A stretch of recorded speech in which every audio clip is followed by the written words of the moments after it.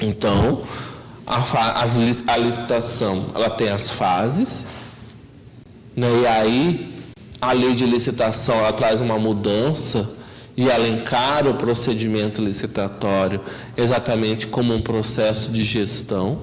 Um processo de gestão na onde eu tenho que estabelecer um procedimento sequencial. Eu tenho uma sequência e isso facilita para os servidores que atuam dentro do procedimento licitatório, tanto servidores do planejamento, jurídico, contadoria e controle interno dentro dessa atuação. Então, as fases de licitação, a gente tem a fase preparatória, que é onde a gente vai elaborar os instrumentos, o estudo técnico preliminar, primeiro a formalização da demanda, que é quando surge a necessidade da administração. Ela vai contratar um curso, ela faz a formalização da demanda, justificando a necessidade desse curso. Depois ela vai fazer o estudo técnico preliminar, se ele não for dispensado. Depois vai fazer o termo de referência, a administração vai fazer o termo de referência.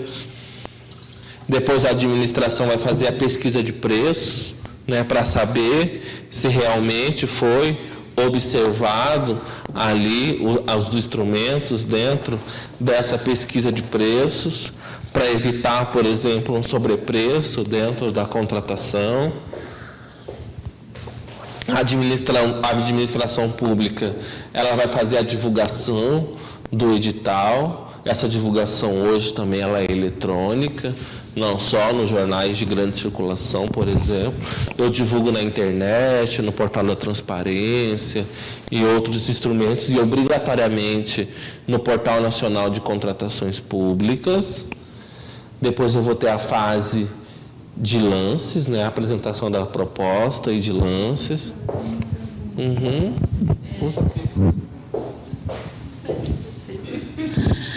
Professor, eu tenho uma pergunta a respeito do controle interno.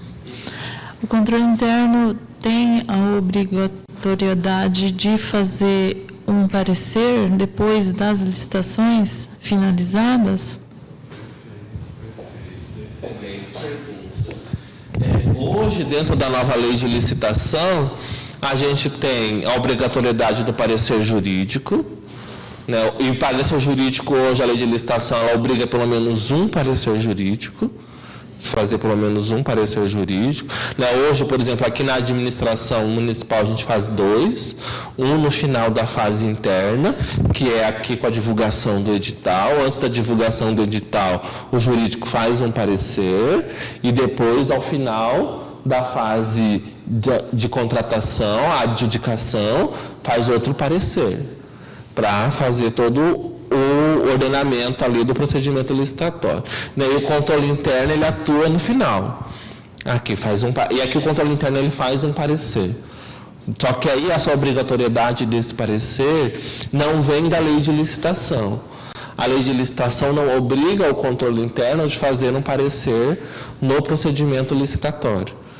A lei de licitação, ela fala que o controle interno, ele vai fazer o acompanhamento concomitante, né, junto com a administração, desde aqui da fase preparatória. Mas a maioria, hoje, dos regulamentos que tratam do procedimento licitatório, colocam para o controle interno o papel também de fazer um parecer jurídico. Um parecer jurídico não, parecer do controle interno. Não, parecer de conformidade, geralmente, do procedimento. Isso, na finalização do procedimento. Qual que é a rotina, geralmente, que vem aqui?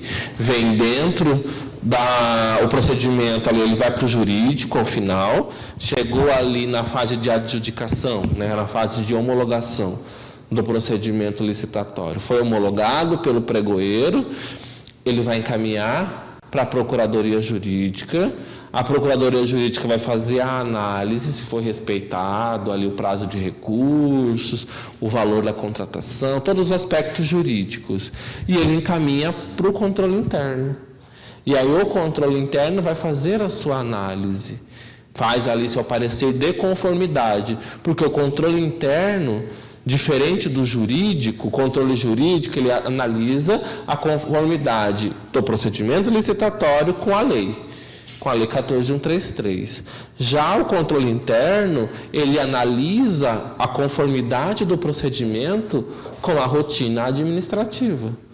Eu tenho ali a rotina administrativa e a rotina administrativa, por exemplo, uma portaria, um decreto, uma instrução normativa que estabelece qual é a rotina da lei de licitação. Perfeito, o checklist é um instrumento perfeito dentro dessa atuação.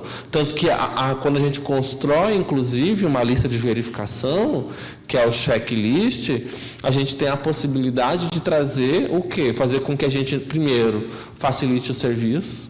A gente já sabe ali o que tem que incluir dentro desse parecer de conformidade.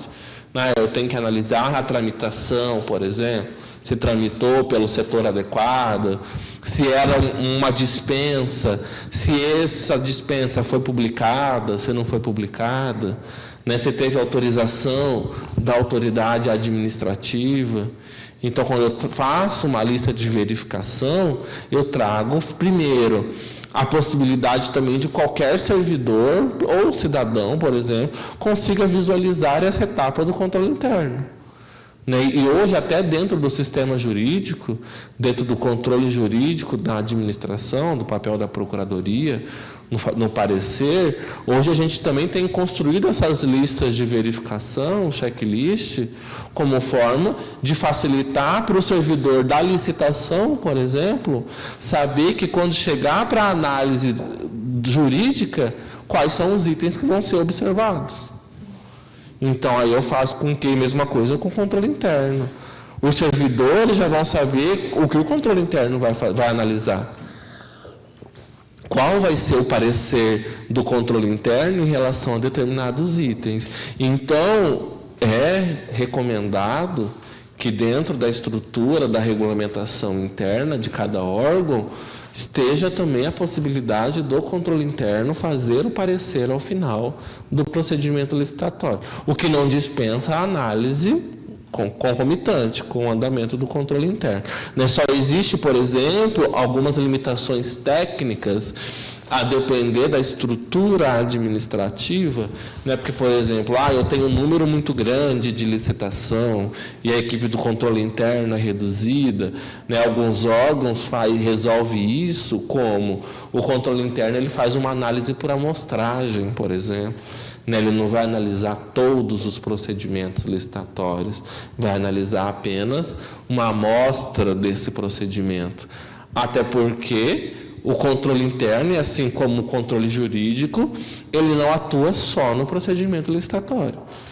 O controle interno, ele atua no RH, no controle de pessoal, de gestão de pessoas, ele atua nos processos administrativos em geral, na parte financeira, na parte da contabilidade. Então, o controle interno também ele tem um aspecto amplo, junto com o controle jurídico. Então, por isso que a gente tem que observar a estrutura administrativa que eu tenho disponível. Se a minha estrutura administrativa permite que eu faça essa análise em todos os procedimentos licitatórios, eu vou utilizar dessa forma. Agora, se a minha estrutura administrativa não permite, aí eu vou desenvolver um mecanismo, por exemplo, de rotatividade, ou um mecanismo de análise com base na amostragem, de acordo com o quantitativo de procedimentos licitatórios. Eu posso, por exemplo, através do controle concomitante, principalmente isso facilita quando a administração adota processo eletrônico, porque quando o processo é físico, o controle ele tem uma dificuldade maior, porque quando o processo é físico, a minha dificuldade no controle concomitante é maior. Porque quando o processo é físico, quem sabe o andamento é quem está com o processo em mãos. Quando o processo é eletrônico, mesmo sem eu estar com o processo, eu consigo analisar cada etapa que esse processo está passando.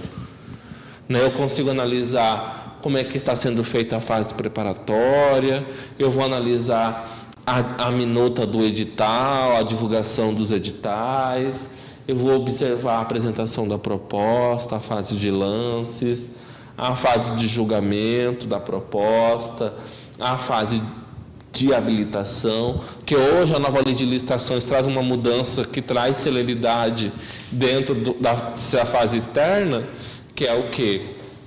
Hoje eu não analiso a documentação de todos que participaram do procedimento licitatório. Hoje eu analiso a documentação só da proposta mais vantajosa, a proposta que ficou em primeiro lugar. Porque no procedimento anterior da lei de licitações, eu tinha que primeiro habilitar os licitantes. O que isso significa? Eu tinha que primeiro analisar toda a documentação dos licitantes, para depois eu fazer a fase de lances, a fase de julgamento, na verdade. Hoje não. Hoje eu faço primeiro o julgamento, que é analisar a proposta mais vantajosa, e depois a habilitação. Eu analiso os documentos de quem apresentou a proposta mais vantajosa. E depois eu vou para a fase de recursos, que hoje ela é única dentro do procedimento licitatório. E depois de todas as fases anteriores, aí que eu vou ter a fase de recurso. Que aí o fornecedor vai poder, o licitante, vai poder questionar todas as fases que aconteceram anteriormente. Então, esse controle concomitante,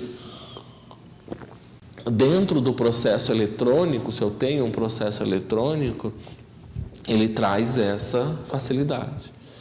Traz a facilidade na onde eu vou ter a fase de recursos e a fase de homologação de forma separada ali dentro do procedimento.